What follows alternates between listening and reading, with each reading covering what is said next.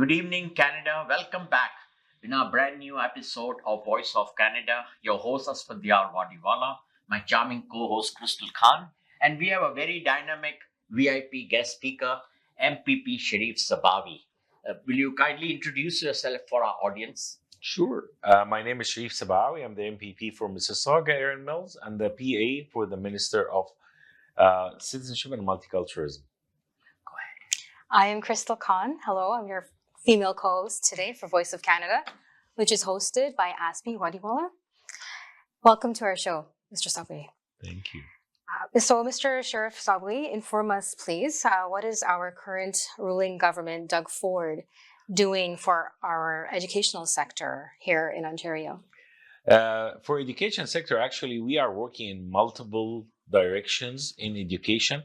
One of them is developing the curriculums. Like we need to advance the curriculum so that our students, our kids, graduates be competitive to other countries. Yeah. Because we want to make sure that the elite level of our Canadian students stay Match. as such. Mhm. And in regards to the talking about let's say the schools, the previous government for 12 years their solution was adding the portables. So every school have like 10 12 portables. It's not good for the learning process. It's not good for the health of the students. If you want to go to the washrooms, you have to cross the field going to the building. Yes. Which is like in winter, it is a challenge Challenging for kids, small, especially young kids. So we added schools, like talking about my riding, for example. In my riding, we added 138 new seats to the school, building. Where your schools are? This is the Thomas Street Middle Thomas School. Street Middle School, yeah. And we added 4 ball courts. We added 6 basketball courts. Lovely. Okay. Awesome. We also added 3 beach volleyball courts sponsored by Beckman.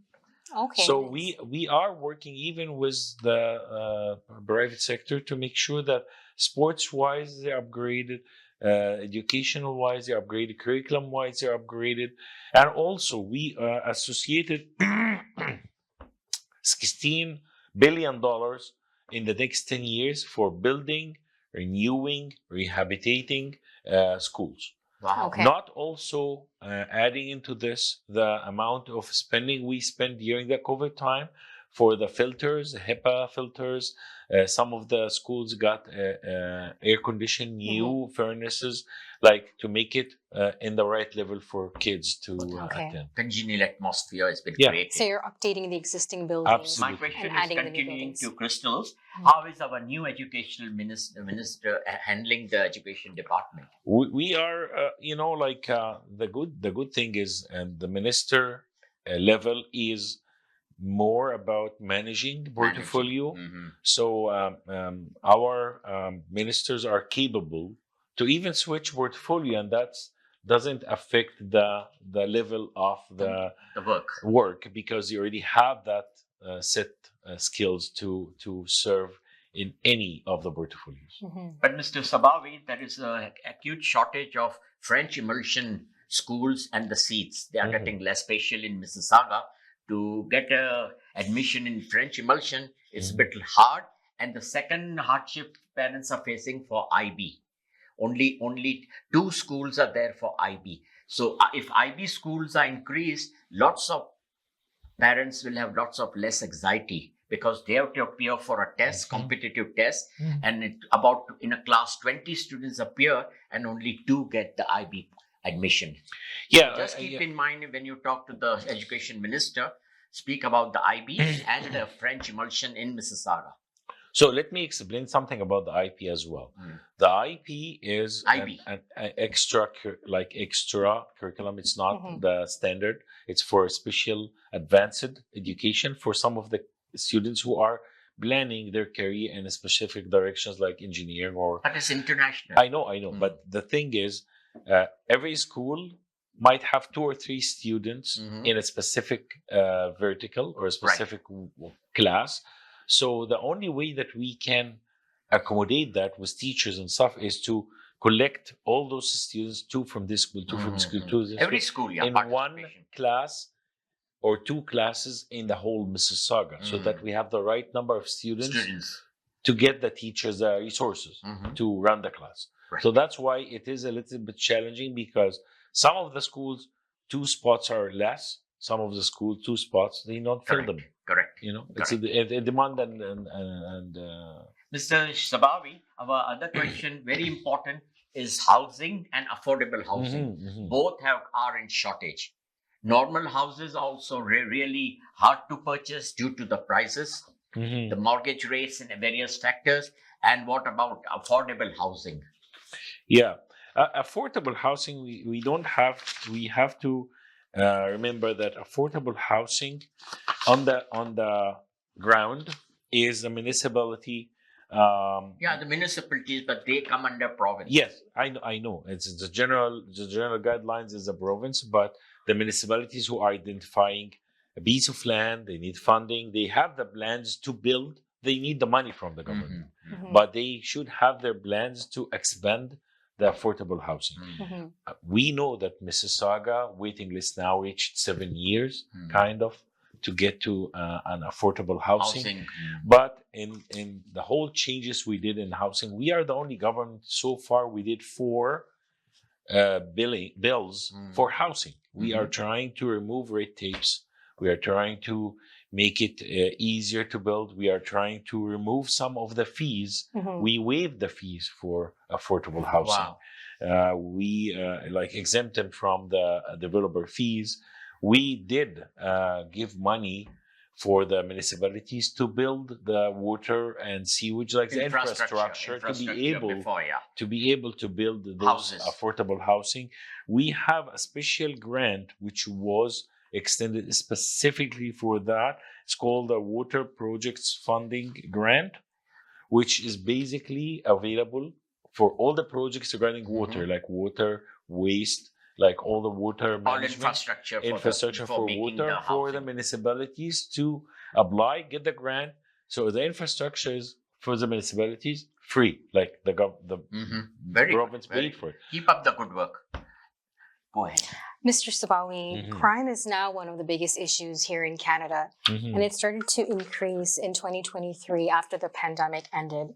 And it's now reached whole new heights with car thefts, breaking of shops, and now even houses are not safe at all. So what is your intake on all of this? Okay, it's a multifaceted problem. One big issue about the repetitive crimes of the same offenders is the crime code in Canada is very lenient with some of those violations. So, for example, if somebody could get caught stealing a car, and a lawyer can bail him out next day, and the guy go next day and steal another car to pay for the lawyer. Oh my goodness! And that is happening. Like it's a circle is going on. Ongoing. It's a vicious circle. We have to break that circle. We ask the federal government to change the code. If somebody break into a house with a weapon, like with a gun, especially if that house have people in it, they should not be bailed. They cannot go in bail. They have to be in jail until they got court and they are prosecuted or set free. The judge will, like the case will decide that. But we have to make sure that those offenders get behind bars. That's one facet. The second one, we approved $134 million to buy helicopters for the police, Peel Police, Halton Police, and Ottawa Police, to have this extra capability to follow the offenders, because the jurisdictions of police was causing a lot of barriers. So if the police followed some offender and they escaped their region, they actually have to talk to the other region to start entering their region, entering different jurisdiction. Now with the helicopters, they can actually continue doing a lot of things, and it's orchestrated by the OPP as well. So it's covering the whole Ontario. That's one other thing. Also, we are investing in Police, we are adding more police officers. We need That is more dire foot need, in the yeah. ground. You see it. You can notice now, in Missisaauga, there's police car everywhere. There is, I think last year class, we added 93 new officers, Wow. and this year there's another group. Very good. So adding more policing is allowing them to respond faster Right. to crimes. Also, the 911 new generation. Now you can text the police. You can send a video if you have a video. You can send an attachment. You can send notes to the police. You don't even have to call 911. You can go online and send something to the police. And action will be taken immediately. So you can now attach videos and pictures and send it directly to the police. But Mr. Sheref, you don't think we need overall police reforms in our province? Police laws are very, very weak now, according to the current situation of You crime. mean the code? The Code, yeah. Yeah, but this is federal. That's not provincial. No, but the government We already should think about it. bleed multiple times to the federal government to strengthen the punishment.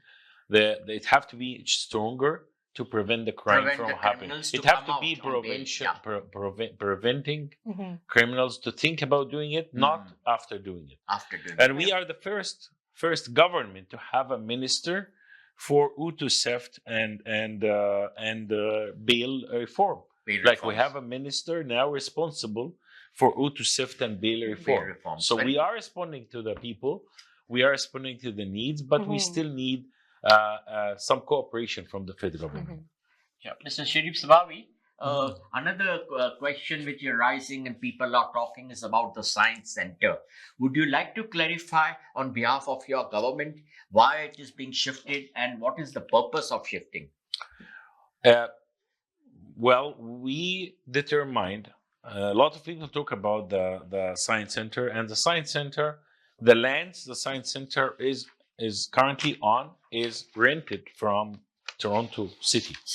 So it's not like the whole speculation about the government is selling the land of the science center. It's totally off the track. These lands are going back to the city of Toronto. They decide what they want to do with it. But the thing is, for us, as a provincial government, we needed about $40 million required in the next 2 years to make it safe. Maintain it. To make it safe, not develop Repair it. it. Just to repair the ceilings and the beams to make it safe to the public is about $40 million in the next 2 years. Terrible. When we are planning a better, more advanced Location. And state-of-the-art new science center in the Ontario Place. But that will take about 5-6 years to start and operate the new science center. I think it's less than that. I think we are expecting 2028 or something. 2028. Yeah. See, so that's the time, because people are worried, because science center, people used to take their children and used to visit. It was a frequently visited place, and it was even the interest for tourists even. But I think it's still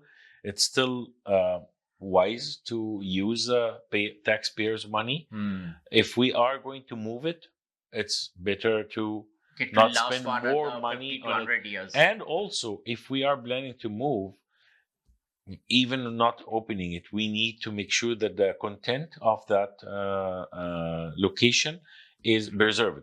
So even the workers who are going to work to back everything, they need to be safer. Right. So the sooner the better to do that before we have to spend the money just to get the equipment out. So is government planning to do anything on the current location?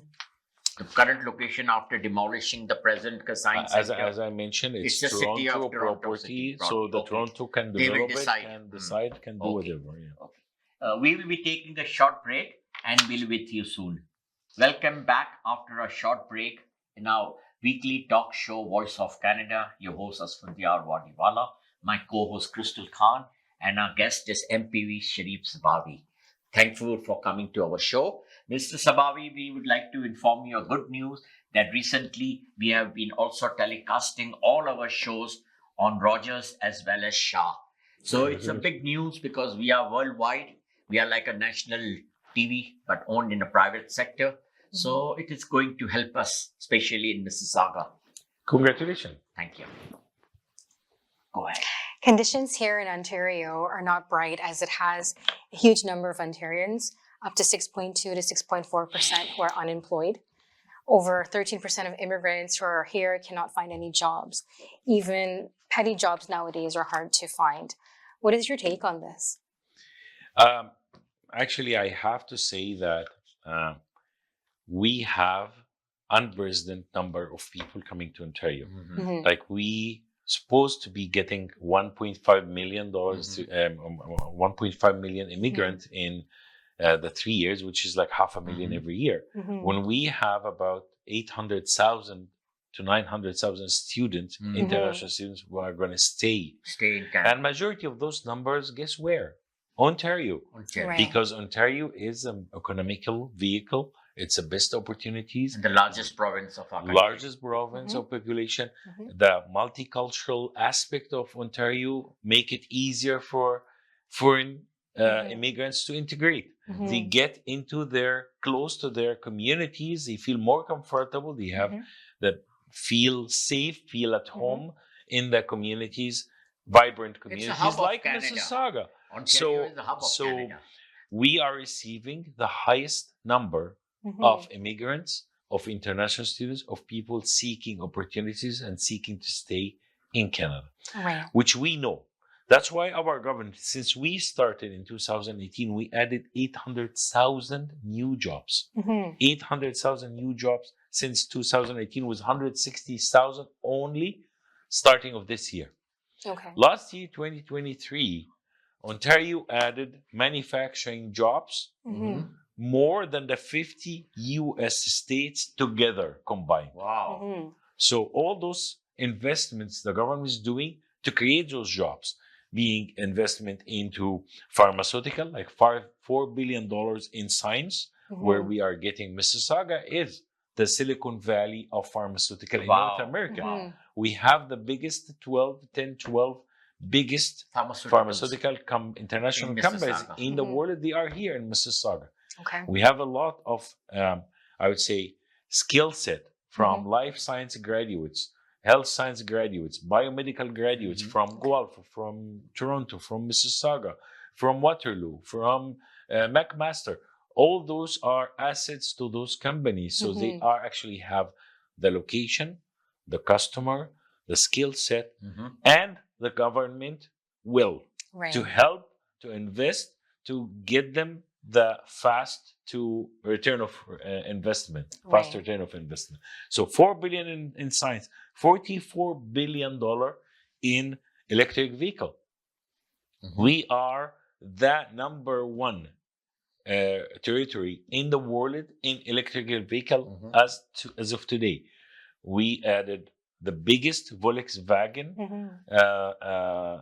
site outside Germany in the world here in Canada. We have Honda, new $16 billion project with Honda. We have multiple factories signed. Toyota is here in Ontario. Battery. We are going to be the first number one in North America battery manufacturing for electric vehicle. So we are the government. We are creating the environment. We are seeding the funds to make that happen. Which means more jobs, more tax payers, more tax to the government. So that will lead me maybe to your next question would be about taxes. Because taxes is everybody saying taxes, and they see the pricing are going up. And they feel that part of that inflation is maybe because of the increasing of taxes.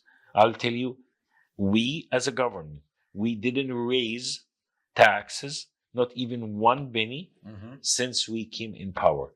Yes, we have a vision to generate more revenue by creating more jobs, more taxpayers paying tax. So our tax revenue is growing, but the tax never been raised.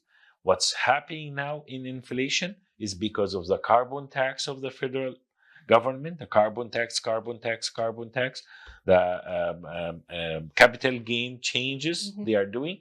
All those aspects, the interest rate of the banks, which causing this inflation. But none of that is can be allotted to the provincial government. We actually made our best. We reduced 6 cents, 7 cents, 8 cents in the gas to try to relieve the people from the carbon tax, which have been making everybody in Ontario suffering because of the carbon tax. But do you think if we remove the carbon tax, the life will become much easier? 100%. 100%. Very good. It's a cumulative tax. So you pay carbon tax when you plant the corpse and get it growing it. You pay extra carbon tax in harvesting it. You pay more carbon tax in delivering it to sites, to locations. You are adding more carbon tax for the people even to commute and buy it. So you can see like 7 cents here, 8 cents here, 9 cents here, 6 cents here. Which becomes quite a big amount. It become like 50 cents in a pound of a grocery. It's a sad part of it. And anyhow, Mr. Sheref Sabawy, the second major issue still existing in Ontario is the health sector. Yes. And our hospitals are unable to cope up with the demand. They are overwhelmed. And still the people are suffering, especially in emergencies. So what has our government done? Okay, first of all, I have to say something that in 12 years of Liberal government, there is not even one investment was done into the health care sector. So since I came to Missisaauga, there's only Credit Valley Hospital and Missisaauga Hospital. Those are the two hospitals have been serving Missisaauga. The Trillium, you mean? Trillium. And Missisaauga was maybe 250,000. Now we are close to 1 million or close to 1 million. We're about to be million, So there is no increase in capacity to cope with that increase of people. So delays, it's expected when the resources are not capacitated to the right size of population. So that's why we did multiple things. We expanded Credit Valley Hospital. We added wings to Credit Valley Hospital.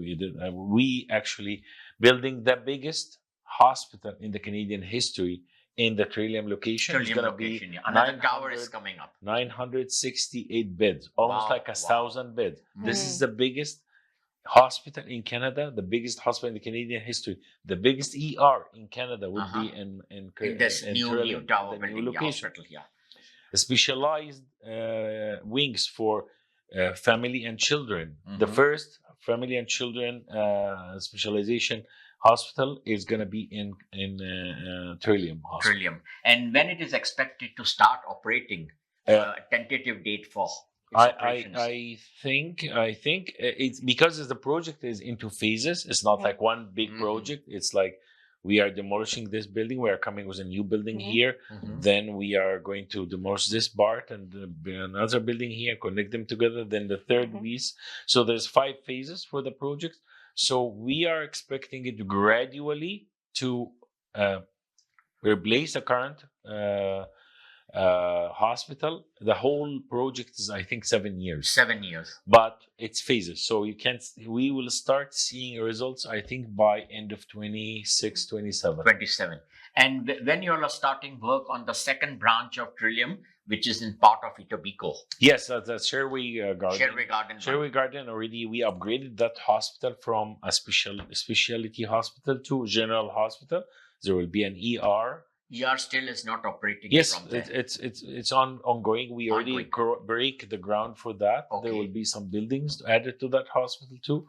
So this hospital is going to be the third leg to serve a Missisaauga, Etobicoke in some. Because on the borderline. It's on the borderline. It's on the borderline. But still considered Missisaauga. So Missisaauga will have 3 general big hospitals. Yes. Correct. Go ahead. So post-pandemic, we suffered massive inflation in all steps of our lives, from gas prices to groceries skyrocketing, and incomes did not increase to counter this inflation, which has caused a big imbalance in our lives. What is your take on that? Again, as I mentioned earlier, the inflation reasoning for inflation is, of course, there's a big inflation worldwide because of the COVID. COVID, there was big inflation because of the chain chain supply and many other aspects of Mhm. post-COVID kind of thing. But in my opinion, the main two aspects of inflation, two things: interest rate, because majority of companies who borrow money to do business, Mhm. now there's extra cost to borrow money, Mhm. which means extra costs have to be incorporated into the pricing of that service or that product. Number two, carbon tax. Carbon tax, carbon tax, carbon tax, carbon tax. Mhm. I'll continue saying that we need to get rid of this carbon tax. This is the worst tax we can ever have in Canada. Hopefully, with the next federal government incoming, they are going to remove the carbon tax. Let's hope so. for the best. Yes. Okay, Mr. Sabawy, Mhm. the another factor which affecting our people, especially now in Mississauga, that they are getting exorbitant water prices bills since Yep. last year. So, Mhm. what is the reason? You may be aware of it that suddenly the water prices has increased 3 times higher. Though it is not under the provincial government, but still, you must have got the complaints that the people are just unable to bear the water bills, pay the water bills. As I mentioned, like the cost and for example, the renewal time for some of those stations are coming, and that would cost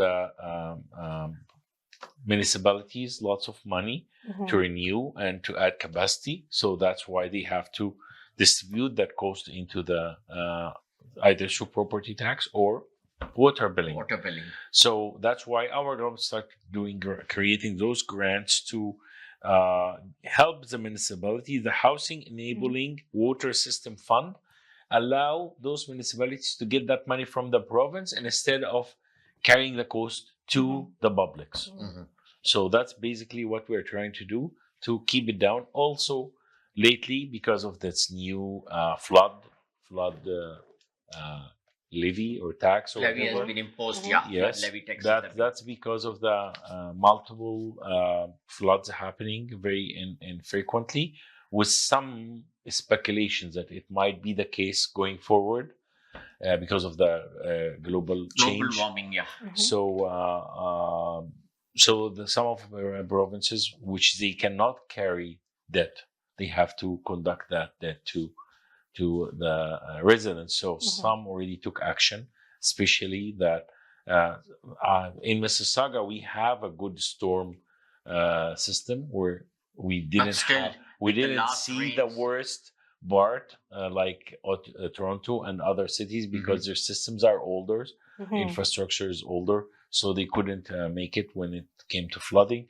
But I think Mississauga is doing good steps to keep that up, so that we, even if we have floods, it doesn't affect or destroy or damage major housing houses and Yes. properties. Yes. Okay. Mr. Sabawy, after the pandemic, we reopened. Next question. The law and order situation here in Southern Ontario is not at all satisfactory. And we are fearful at night when their houses would be a target of robbery and their costly cars would be stolen. Can our MPPs, Mississauga, call a joint town hall meeting to discuss these chronic issues with our elected provincial legislatures and Peel Police and his team? Absolutely. First of all, we do that regularly. We meet with the Peel Police on a regular basis, and you can check with Peel Police. We are working very hand in hand with them. We are asking them about what they requested, what they request to improve, and we, the six of us, work very, very diligently with the police to fulfill the requirements. Okay. We need to make sure we understand that the professionals are as good as their gadgets are. So we have to make sure that we are always one step ahead of the gangs. If we are behind the gangs, we want to catch them. So we have to be one step ahead. Innovation, IT, resources, cars, helicopters, whatever it takes. And we have a minister who's responsible to follow with that now. Like, we have a minister who actually, if they don't want to talk to us or they don't feel that they are getting what they want from us, talk to your minister of car theft and bail reform, and he will be on top of it. And I think this is the first time in any other government to have that. Okay. That's how we understand how important it is. Right. Yes. Mr. Sabawy, just inform us why our food banks are so overwhelmed, especially in Mississauga. The demand is rising every month, and people are really worried. And we are receiving every week the phone calls and the letters in mail from the merger food banks to donate wholeheartedly. So, is our government looking into this issue, that how far the food bank will be able to provide food to our people as the demand has increased? It is out of their control. Yes, actually, I talk with some of the food banks myself, and as I mentioned, like we have a lot of immigrants and newcomers to Mississauga, especially because of the vibrant communities we are here. So it's very common that we'll have more people going to the food bank. It's not also that there's now tendency from some of the families who cannot afford the pricing to fulfill their basic needs from the food bank, and they top it up from their own pocket, which meaning adding more people to the food bank lists, which is stressing the food banks. And we try to help as much as we can. The government is putting funds generally in the food bank system in general.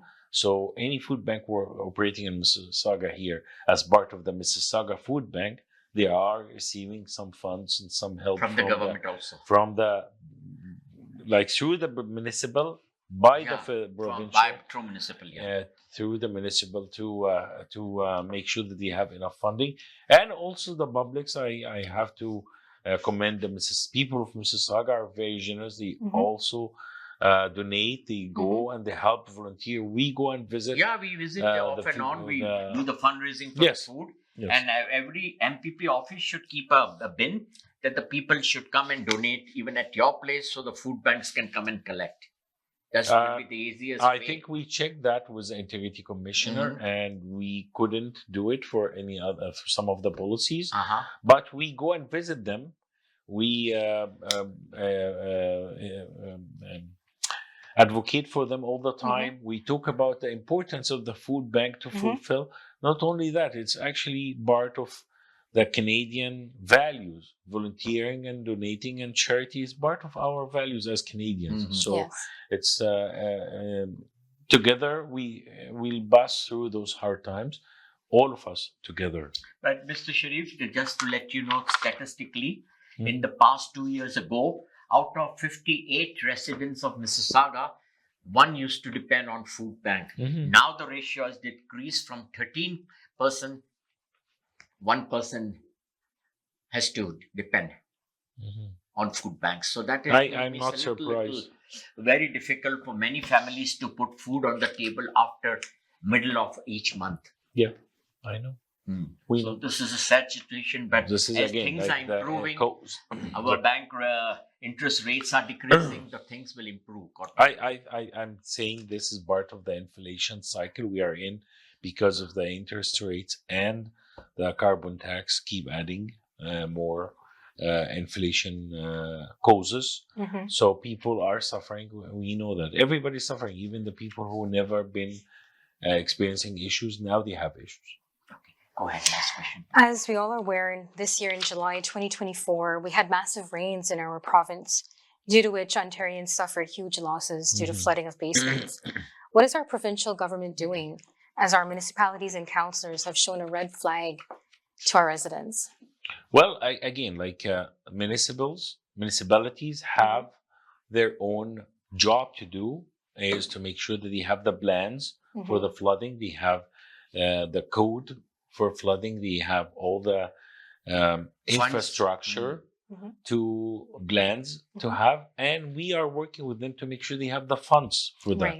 Our main concern, of course, the public safety, the protection of our communities, the assets of the communities, the houses, and the infrastructure we are building. We have to be cognizant so that we don't lose this because of floods or else. And the municipalities have to have plans for mitigating the risks, how to work on around those floods and the worst case scenarios. And we are here to try to fulfill as much. Mr. Sabawy, how time has flown. We had more questions for you to ask, but God willing, by end of this year, we'll again invite you to our show to come and talk and discuss. So would you like to give any final remark, comments to our viewers, to Canadians, to our people, and to our Awaz TV Entertainment and Voice of Canada? Absolutely, absolutely. What I want to tell Ontarians and especially Mississaugan, we are working together. This government has been elected. People from Mississauga got elected to help the public to serve and make things happen. And our government have been taking that seriously. We are taking every voted for us as a responsibility, and we are working hard to make sure that we are serving the people of Mississauga, making what can at least make Mississauga better than when we received it, because we are here. Our kids are going to be here. This is our home, and we will work very hard to make home comfortable for us and for everybody seek to come to Mississauga. Thank you. With that note from our guest speaker, Mr. Sheref Sabawy, we are grateful to our viewers for watching our show and making our show popular. Keep watching our show every week on Saturday at 8 p.m. in peak hours. And we will be seeing you next week again with a new guest. And by that time, we will say good night, goodbye, God bless Canada, God save our King.